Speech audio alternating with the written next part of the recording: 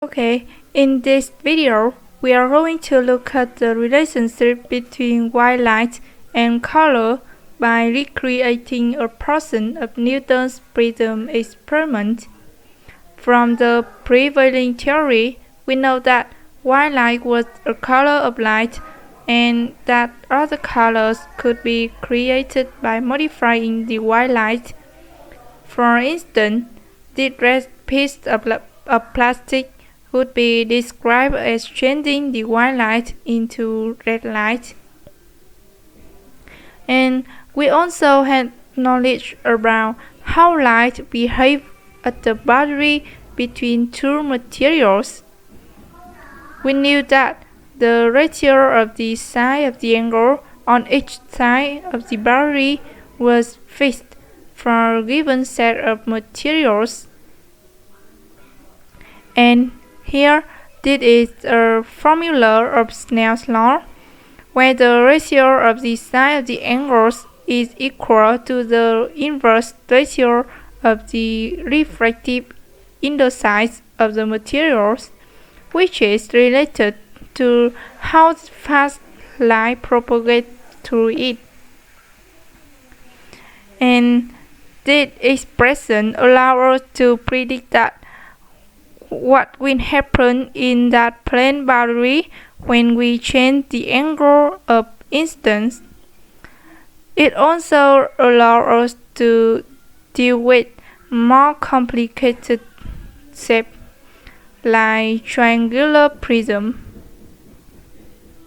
So now we will do 3 experiments.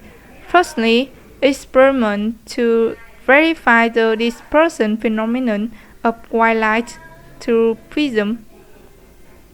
So we use a triangular prism and pass some white light through it, like this. Okay, now we stick screen on optical board to ensure that the spectrum clear on the screen. And now we see a rainbow here.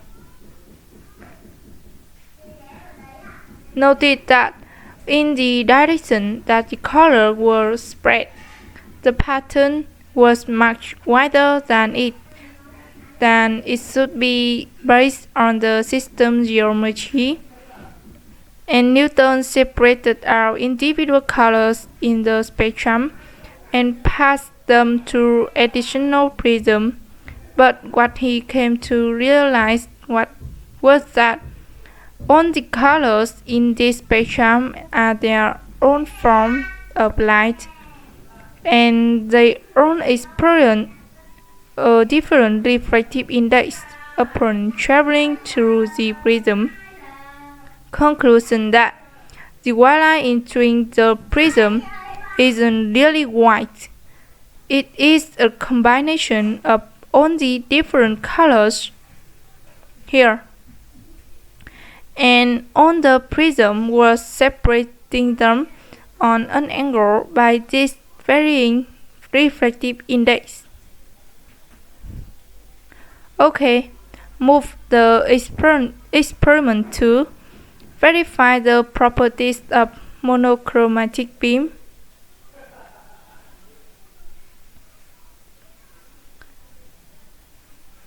Here we fix the position of the bulb and the prism, and now we set lens on the board.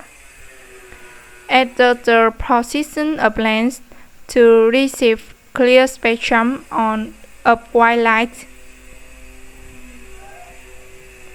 Okay, you see, here is the light passing through the lens, and up above it, we see the light that's sort of skipping the top of the lens.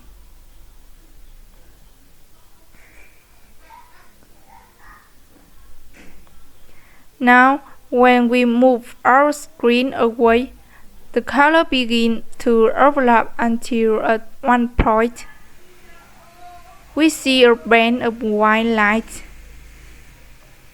If we continue to move the screen further away, we see the same spectrum that we started, but with the color now reversed.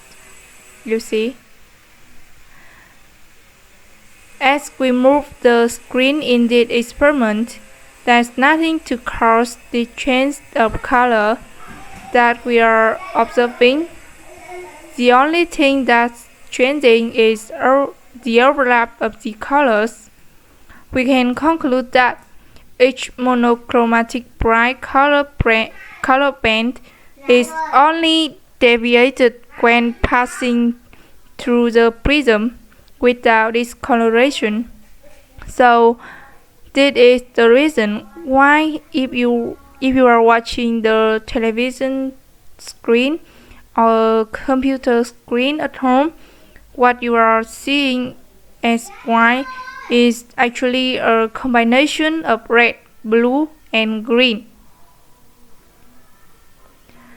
Okay, now we move to the experiment 3.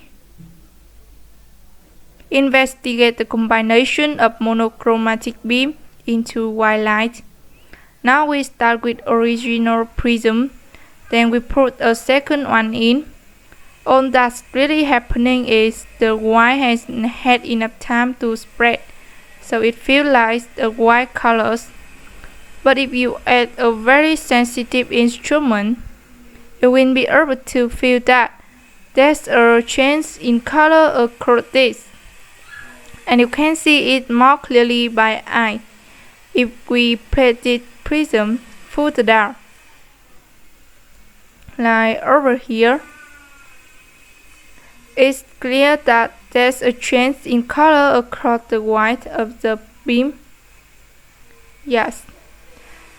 But if you really want to make a beam of white light from the color spectrum, you can follow the method outlined in Newton's optics. You start with the prism that you had before here. Then you add a lens to the system, and you want this lens to be roughly twice the focal length of the lens. At some distance equal twice the focal length away from the lens, we add another prism here. Now we add the third prism and stick the screen on the optical board. We see it is a reasonable approximation of white light, and here I've already presented about 3 experiments of Newton's prism, and that's all. Thank you for listening.